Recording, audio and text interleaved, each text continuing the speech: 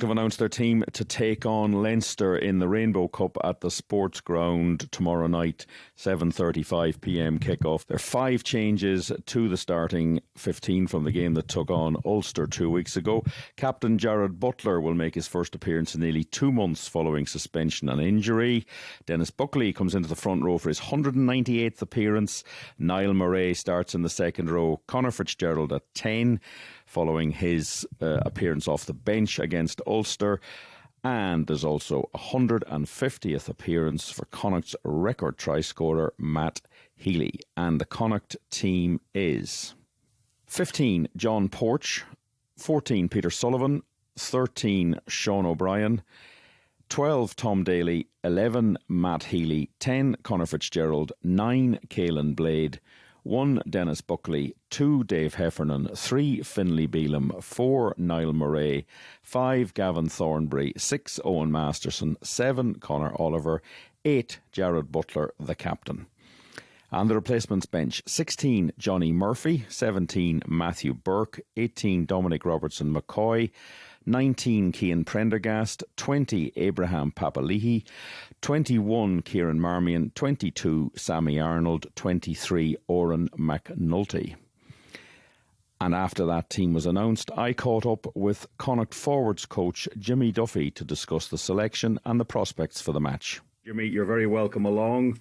2-week gap for you between the game against Ulster, which was a good win for Connacht right at the end. So how have you handled that, and how are you setting up for tomorrow? Yeah, look, very pleasing obviously to get the result. It's as we know, it's an extremely difficult place to get a result. But look, I think we started the game exceptionally well and maintained that pressure for a good 25 minutes in that first half. And kind of let the foot off the gas a wee bit and allowed Ulster back into the game. But it was very pleasing for us as a group, I suppose, that the lads kind of stuck together and managed to get it across the line even at the death there. But yeah, look, very, very, very, very pleasing and give the squad a lot of confidence now heading into the next game. Dave Heffernan, during the week at the press conference, alluded.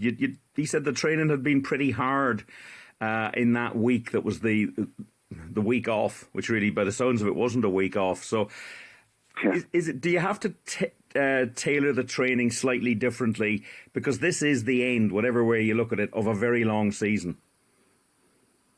Yeah, look, I think the boys are good enough now that they, our medics and our strength and conditioners, like, they know exactly what the players are feeling. I suppose we could feel for it as coaches, and there's good chats between the players and ourselves, and saying, look, how we're feeling and what we feel we need to do. And everyone has been really upfront and in terms of like wanting to finish the season on a high. So when we didn't obviously have that knockout game to look forward to, it was an opportunity for us to open up the taps a little bit and stretch ourselves in a few different areas. So practice a few things which we'd like to probably try in the next kind of couple of games and see where that leaves us. But look, they're fresh and they're looking forward to it. It's a huge game. Obviously, it's another interprovincial game in the Rainbow Cup, which is massive. So there's a lot of kind of side plots on the line there as well. Obviously, there's a summer tour and Bundy's selection yesterday, which was fantastic for people. It was there's a great buzz about the place.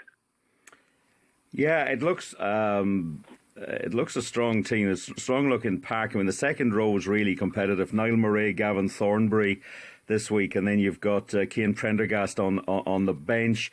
News as well this week: Abraham Papali'i, who's on the bench tomorrow, has got a new contract.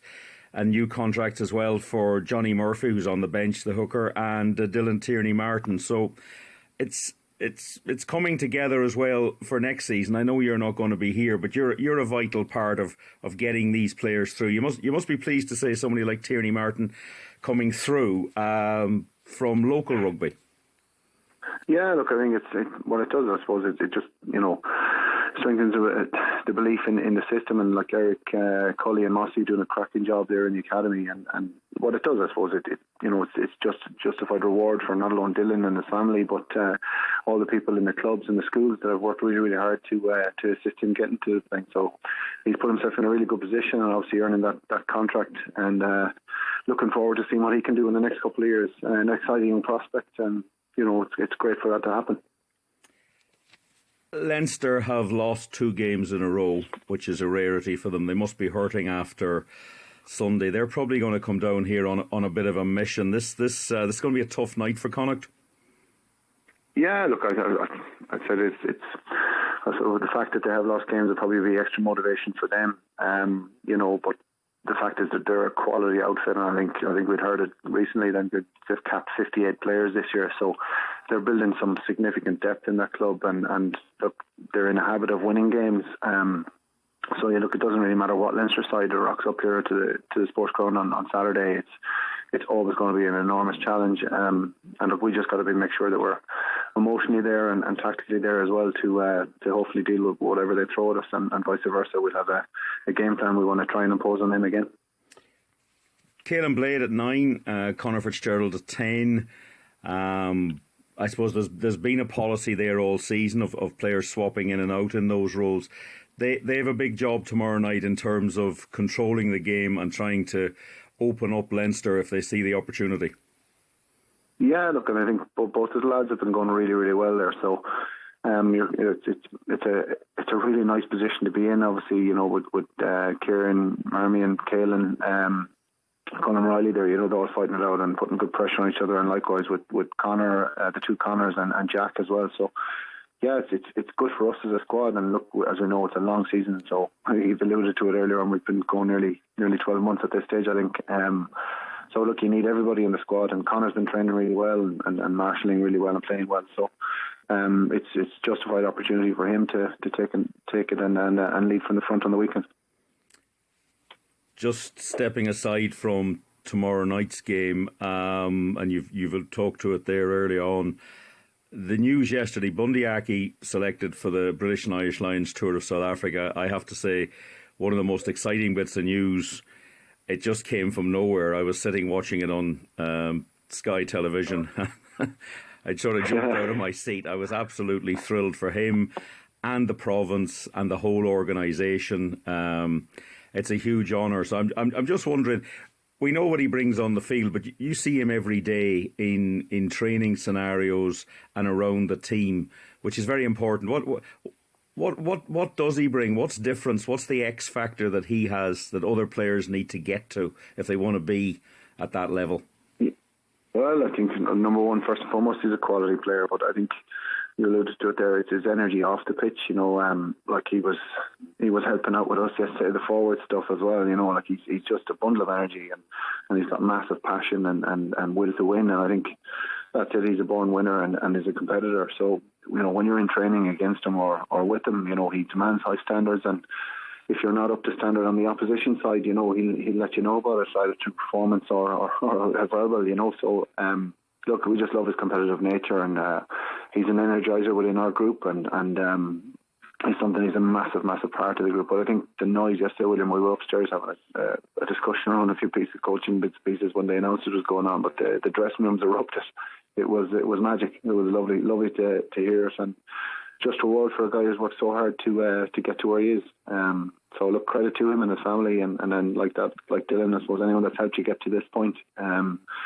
So brilliant, very exciting time for him and for the club as well to have another British line, which is great.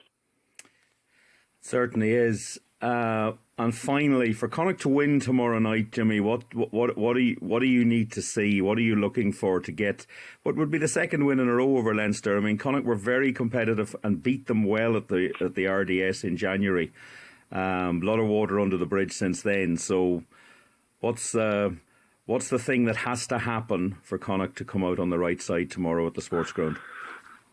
Look, I think you've got to be in the mix in terms of controlling the tempo of the game, and obviously, the position you're in on the pitch will dictate, because if they get up ahead of steam, as we've seen against every side that they've played pretty much this season, they're really, really difficult to stop. They've got a lot of big ball carriers. They play with good tempo. They've got a good kicking game and a strong set piece. So there's nothing in the mix there that you'll be saying there's a weakness in this. I think the biggest thing would be managing obviously your territory and the tempo of the game. That it's exactly where you need to be on both sides of the ball. But look, we know the ball carrying prowess and the speed at which they play the game is problematic if you let that develop. And they've got quality operators, so you're kind of previewing a generic thing because there's so many quality players that they can play. It could be the crew that played from last weekend or the crowd that are being rested. So look, you don't know who you're preparing for. You just know that they're an accurate side to play with a lot of tempo and it's very, very physical.